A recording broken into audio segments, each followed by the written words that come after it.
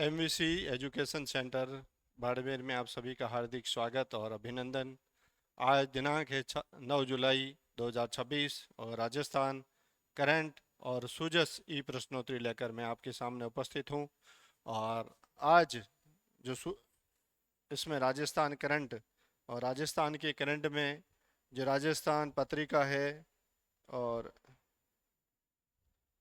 तथा जो सबसे जो सूचना एवं जनसंपर्क निदेशालय की जो राजस्थान ई पत्रिका के 2 पेज जो हमेशा सूजस के आते हैं, उन सभी को आधार बनाकर ये प्रश्नोत्तरी आपके लिए तैयार की जा रही है। और बहुत ही राजस्थान से संबंधित जितने भी प्रश्न हैं वो लगभग इससे बाहर नहीं जाने हैं, क्योंकि ये राजस्थान के लिए सूजस सबसे ऑथेंटिक जो है, एक प्रमाणिक चीज है और इससे बाहर कुछ नहीं जाना है।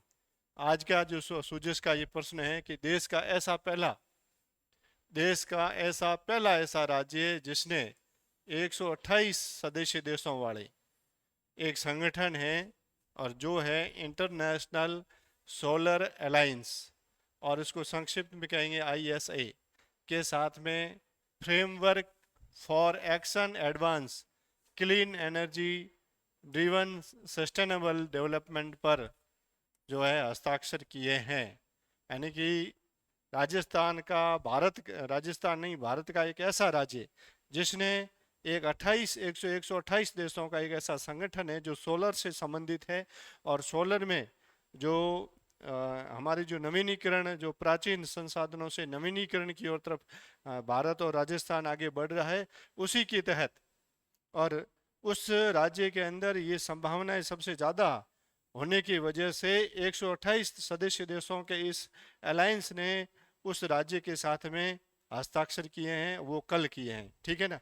तो वो आपको राज्य बताना है वो किसके साथ में ये सोलर वाले 128 देशों ने साइन किए हैं, तो उसका उत्तर होगा आपके राजस्थान। कौन सा है वो राज्य? है राजस्थान, जिसके साथ में 128 सदस्य देशों वाले इस इंटरनेशनल सोलर अलायंस ने क्या है, कल जो बुधवार की जो तारीख थी 6 जुलाई को, उस दिन ये इस पर हस्ताक्षर हुए हैं।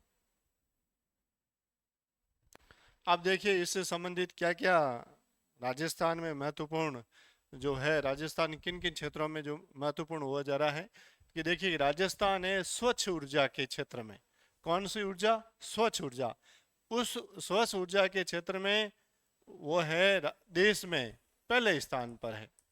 ठीक है ना? स्वच्छ ऊर्जा है जिसके अंदर कोई मतलब जैसे कि आपके ये पवन ऊर्जा हुई, सौर ऊर्जा हुई, इस मामले में इसके उत्पादन में देश के अंदर कौन सा है? पहला राज्य बन गया है। और जिसके साथ 128 सदस्य देशों वाले इंटरनेशनल सोलर अलायंस के साथ में इन्होंने क्या किए हैं, जो है 8 जुलाई को क्या हुए हैं, इनके साथ में हस्ताक्षर हुए हैं। तो ऐसा राजस्थान पहला भारत का राज्य है जिसने इस अलायंस के साथ में क्या किया है, हस्ताक्षर किए हैं, साइन किए हैं। ठीक है ना? और इसके बाद में इसमें ये जो साझेदारी, जो ये हस्ताक्षर किए हैं, इसके बाद में इस अलायंस के साथ में जो साझेदारी होगी उसमें राजस्थान है, राजस्थान के जो परंपरागत ऊर्जा स्रोत है उन स्रोतों से नवीकरणीय ऊर्जा स्रोतों की ओर बढ़ेगा। ठीक है ना? मतलब ऐसे और नवीन ऊर्जा के स्रोत है वो डेवलपमेंट किए जा सकते हैं, क्योंकि ये जो 128 देश हैं वो सौर ऊर्जा के क्षेत्र में बहुत बड़ा कार्य कर रहे हैं। और राजस्थान और भारत ये दोनों भी इस मामले में बहुत अग्रणीय हैं। इस कारण से राजस्थान के साथ में ये हस्ताक्षर किए गए हैं। प्रश्न संख्या 2 है कि वर्ष 2030 तक, कब तक? वर्ष 2030 तक कितनी गीगावाट स्वच्छ ऊर्जा क्षमता विकसित करने का राजस्थान का लक्ष्य है? यानी कि ये जो 128 देशों का जो समूह है, इसका जो अलायंस है, वो राजस्थान को वर्ष 2030-35 तक, कब तक? वर्ष 2030-35 तक की जो राजस्थान की जो ऊर्जा क्षमताएं हैं, यानी कि राजस्थान राज्य में उसकी ऊर्जा की खपत कितनी होगी और उसकी पूर्ति कहाँ से होगी, इस लक्ष्य को लेकर ये चल रहा है। ठीक है? तो अब उसी माध्यम से ये कह रहा है कि वर्ष 2030 तक कितनी गीगावाट स्वच्छ ऊर्जा क्षमता विकसित करने का राजस्थान का लक्ष्य वो है। तो इसमें है राजस्थान का लक्ष्य कितना है, वो है 125 गीगावाट।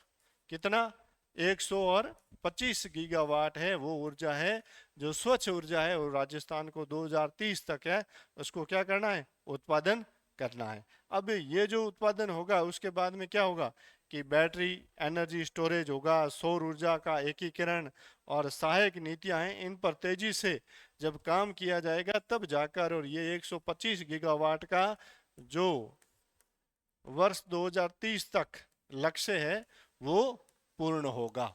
ठीक है ना। ये 2030 तक जो ऊर्जा के मामले में जो लक्ष्य है स्वच्छ ऊर्जा के क्षेत्र में निर्धारित किया है, उसके लिए इन इन क्षेत्रों में क्या करना पड़ेगा, राजस्थान को बहुत ज़्यादा काम करना पड़ेगा। अब प्रश्न संख्या 3 आ गया, और प्रश्न संख्या 30 ये 3 ये कह रहा है कि राजस्थान सौर ऊर्जा उत्पादन में, किस मामले में, सौर ऊर्जा के उत्पादन में, सौर ऊर्जा के उत्पादन में देश में किस स्थान पर है। अब देखिए राजस्थान, और राजस्थान भारत के परिप्रेक्ष्य में राजस्थान का सौर ऊर्जा उत्पादन में कौन सा स्थान है, और दूसरा ये भी कि वैश्विक स्तर पर भारत का कौन सा सौर ऊर्जा में उत्पादन है। ये दो प्रश्न बनते हैं। अगर राजस्थान की बात सौर ऊर्जा उत्पादन में भारत के परिप्रेक्ष्य में की जाए तो सौर ऊर्जा के जो राजस्थान है वो भारत में दूसरे स्थान पर है।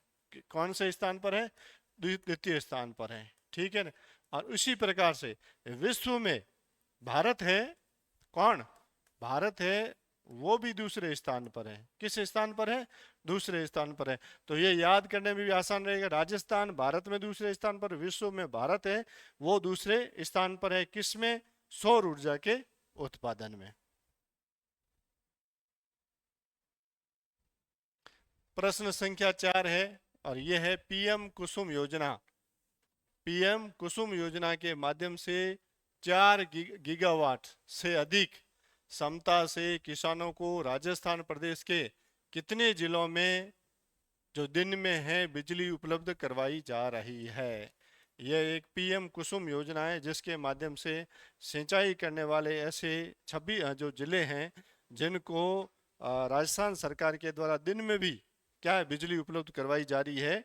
जिस, और उस योजना का नाम क्या है, पीएम कुसुम योजना है। और इसमें कितने गीगावाट, 4 गीगावाट से अधिक है। अब ये आपको बताना ये है कि वो जिले कितने हैं जिसमें राजस्थान सरकार है जो ये योजना चला रही है। तो इसका उत्तर क्या होगा, 26 जिले हैं। यानी कि राजस्थान के 26 जिले ऐसे हैं जिनमें 4 गीगावाट, ठीक है ना, कितनी, 4 गीगावाट क्षमता की है जो बिजली है जिसका दिन में उनको है वो बिजली प्रदान की जा रही है। और वो कुल जिले कितने हो गए, वो जिले हो गए 26 जिले हो गए। और ये जो 26 जिले हैं वो किस योजना के तहत है, तो वो है पीएम कुसुम योजना के तहत। किस योजना के तहत है, वो योजना का नाम है पीएम कुसुम योजना। इस योजना के माध्यम से किसानों को, राजस्थान के 26 जिलों के किसानों को ये लाभ प्रदान किया जा रहा है। अब देखिए ये तो था 26 जिलों का। अब ये बता रहा है कि राज्य में 24 गीगावाट से अधिक की स्थापित सौर ऊर्जा क्षमता है। ठीक है ना। अभी देखिए आपने जो इसके अंदर देखा कि ये था कि ये कुल कितनी थी, 4 गीगावाट से अधिक क्षमता के किसानों को राजस्थान प्रदेश में ये जो है 26 जिलों को ये राजस्थान सरकार है वो जो है स्वच्छ ऊर्जा है वो प्रदान कर रही है। लेकिन अगर इसकी और संभावना अगर राजस्थान में देखी जाए तो वो 4 की कितनी है, 24 गीगावाट है। कितनी है, 24 गीगावाट क्षमता है जो सौर ऊर्जा क्षमता राजस्थान राज्य के पास में है, जो देश में सर्वाधिक है, वो सबसे आधा है, सबसे अधिक, यानी कि भारत के अंदर सबसे अधिक है। और वो ऊर्जा क्षमता कितनी है राजस्थान के पास में, 24 गीगावाट से अधिक ऊर्जा उत्पादन की क्षमता अभी भी सौर ऊर्जा में राजस्थान के पास में है, जो कि कुल स्वच्छ ऊर्जा क्षमता का लगभग कितनी गीगावाट है, 48 गीगावाट है। और इसी प्रकार से और भी कहा गया है कि राजस्थान है जो इंटीग्रेटेड क्लीन एनर्जी पॉलिसी, ये सौर ऊर्जा से संबंधित एक एनर्जी पॉलिसी है। इसमें 125 गीगावाट स्वच्छ ऊर्जा क्षमता विकसित करने का लक्ष्य तय किया गया है। वो कितने तक? वो वर्ष 2030 तक ये लक्ष्य है वो निर्धारित किया गया है। ठीक है ना, वो स्वच्छ ऊर्जा के क्षेत्र में। तो इसमें आपको ये 2-3 आंकड़े हैं वो याद रखने हैं, इससे प्रश्न बनेगा।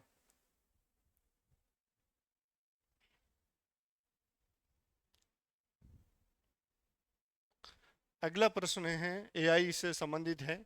प्रश्न संख्या 5 है कि एआई एनेबल्ड डिजिटलाइजेशन कार्य राजस्थान में किस विद्युत वितरण निगम में डिजिटल ट्विन तकनीक पर, किस तकनीक पर? डिजिटल ट्विन तकनीक पर आधारित पायलट परियोजना आरंभ की जाएगी। यानी कि राजस्थान राज्य में जो विद्युत वितरण निगम की जो कंपनियां बनी हुई है, निगम बने हुए हैं, उस निगम में से वो कौन सा निगम है जिसमें जो एआई आधार पर जो कार्य हो रहा है उसमें डिजिटल ट्विन तकनीक पर पायलट प्रोजेक्ट के रूप में उस कौन से निगम को चुना गया है? तो इसमें जोधपुर, जयपुर और अजमेर। तो इसका उत्तर क्या होगा? अजमेर विद्युत वितरण निगम है। उस अजमेर विद्युत वितरण निगम लिमिटेड को किसके लिए? डिजिटल ट्विन तकनीक पर, और उसका भी पायलट प्रोजेक्ट के रूप में इसको है जो है अजमेर विद्युत वितरण निगम को क्या है? चुना गया है। अब देखिए इसके तहत क्या होगा कि एआई एनेबल डिजिटलाइजेशन कार्य किया जाएगा, और विशेष रूप से कहां पर? ये पायलट प्रोजेक्ट के रूप में किसे चुना गया है? अजमेर को चुना गया है। और इसमें अब जब ये इसको पायलट प्रोजेक्ट के रूप में चुना गया तो इसमें क्या होगा कि विद्युत मांग का एक तो सटीक आकलन किया जाएगा, यानी राजस्थान के अंदर कितनी विद्युत की खपत है तो इसका एक तो सटीक आकलन होगा, क्योंकि इसके अंदर कौन सी तकनीक है? एआई तकनीक है। दूसरा, नेटवर्क की बेहतर योजना एंड नेटवर्क के संबंधित वो भी होगा। और दूसरा, जो परंपरागत क्षेत्रों से नवीकरणीय की तरफ बढ़ रहे हैं ना, तो नवीकरणीय ऊर्जा का प्रभावी समावेशीकरण। ठीक है, जितनी ऊर्जा नवीनीकरण साधनों से उत्पन्न होगी उसकी पूरी उसका कैसे समावेशीकरण प्रभावी करना वो, और उपभोक्ताओं को अधिक विश्वसनीय और गुणवत्तापूर्ण विद्युत आपूर्ति सुनिश्चित करने में सहायता मिलेगी। कौन सी? इस एआई एनेबल डिजिटलाइजेशन तकनीक के द्वारा। और इसमें कौन सी तकनीक है? वो डिजिटल ट्विन तकनीक है।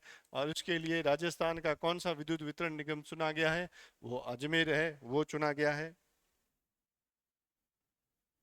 आगे प्रश्न है सूजस ई प्रश्नोत्तरी की जो है हमारी जो 139 जो श्रृंखला है वो चल रही है।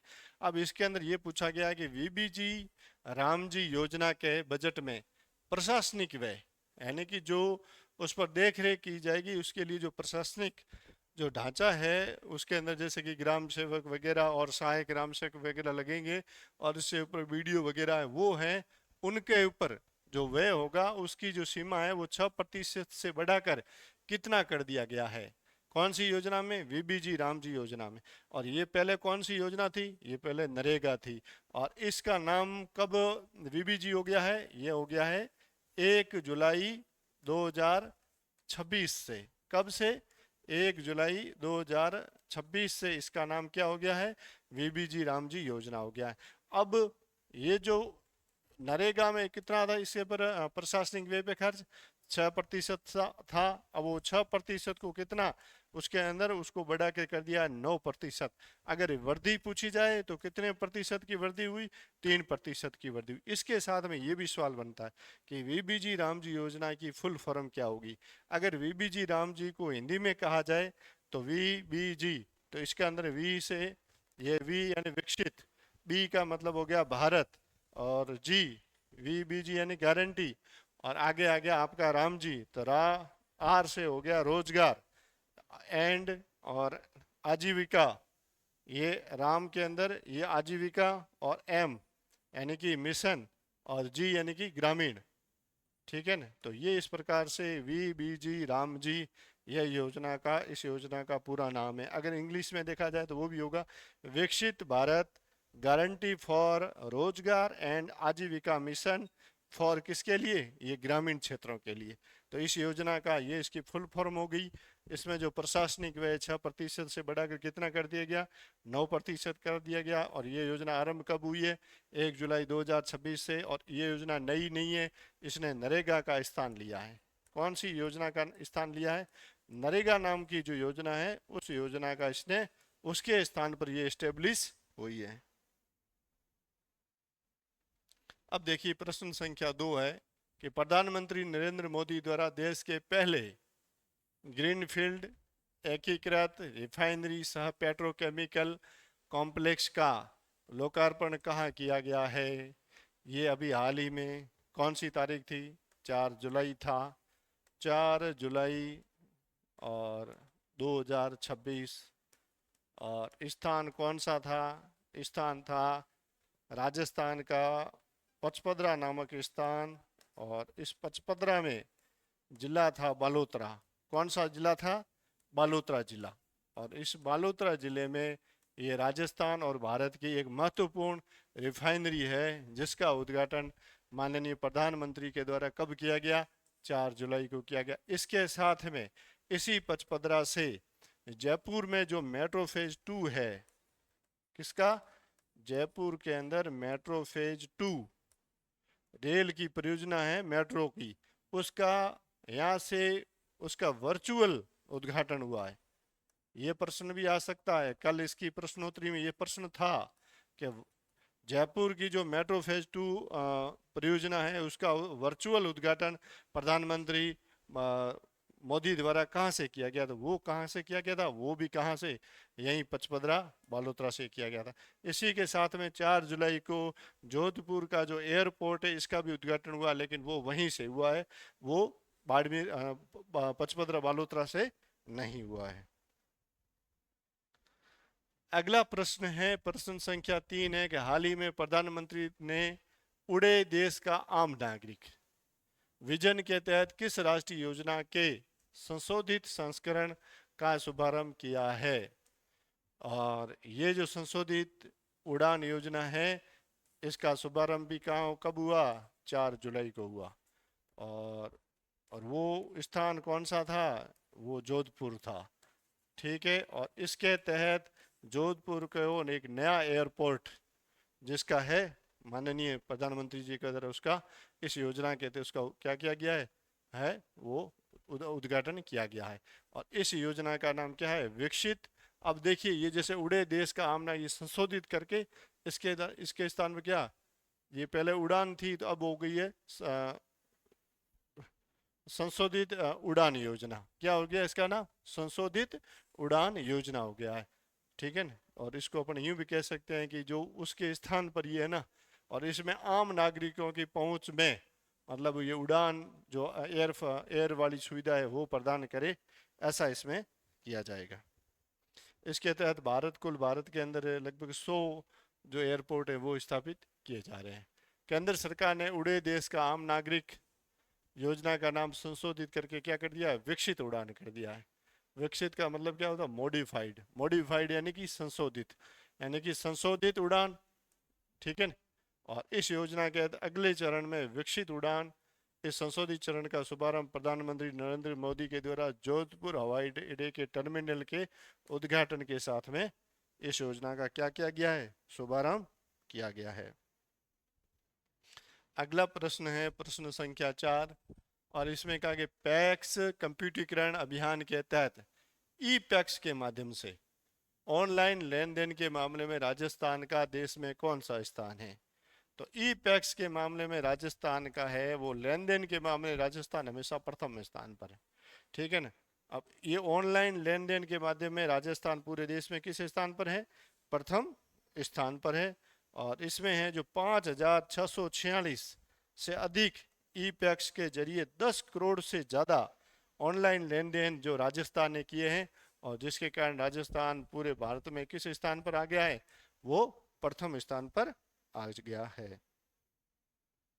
अगला प्रश्न सूर्य ई प्रश्नोत्तरी का सबसे फेवरेट प्रश्न, प्रश्न संख्या 5, पंच गौरव योजना में एक जिला एक उत्पाद के तहत चूरू जिले का उत्पाद कौन सा है। पहले तो ये कि पंच गौरव योजना है वो किस विभाग की है, तो ये है आयोजना विभाग की। किस विभाग की है? आयोजना विभाग है, उसकी ये योजना है। ठीक है। और इसके तहत ये पूछ रहा है कि चूरू वो किस मामले में है? तो चूरू है जो लकड़ी के जो उत्पाद है ना, उसके मामले में चूरू है, जो पंचगौर योजना में इसको जो जिला है उत्पाद में इसका क्या किया गया है? चयन किया गया है। आगे देखिए, इसी से संबंधित राजस्थान सरकार ने चूरू जिले के लिए प्रमुख उत्पाद, वो तो कौन सा है? लकड़ी का उत्पाद है या फिर मॉडर्न हैंडीक्राफ्ट है, इसको चुना। अब इसमें लकड़ी के उत्पादों को वहां पर ज़्यादा विकसित विकास करने के लिए क्या किया गया है? वहां पर किया BIS, यानी कि ये टेस्टिंग लैब है वो, और एक सीजनिंग फैसिलिटी, इसको भी चूरू में उपलब्ध करवाया गया है। ठीक है। और इसके अलावा चूरू में अन्य गौरव तत्व कौन से हैं? जैसे उपज में तो ग्वारपाठा है, यानी कि एलोवेरा। वनस्पति में खेजड़ी है, और राजस्थान का जो है ये वर्तमान में खेजड़ी है, बहुत चर्चित है। पर्यटन स्थल सालासर बालाजी मंदिर है हनुमान जी का। और खेलों में यहाँ पर एथलेटिक्स है, वो प्रमुख रूप से है। और इस प्रकार से तो ये हमारे आज की जो करंट की क्लास है वो पूर्ण होती है।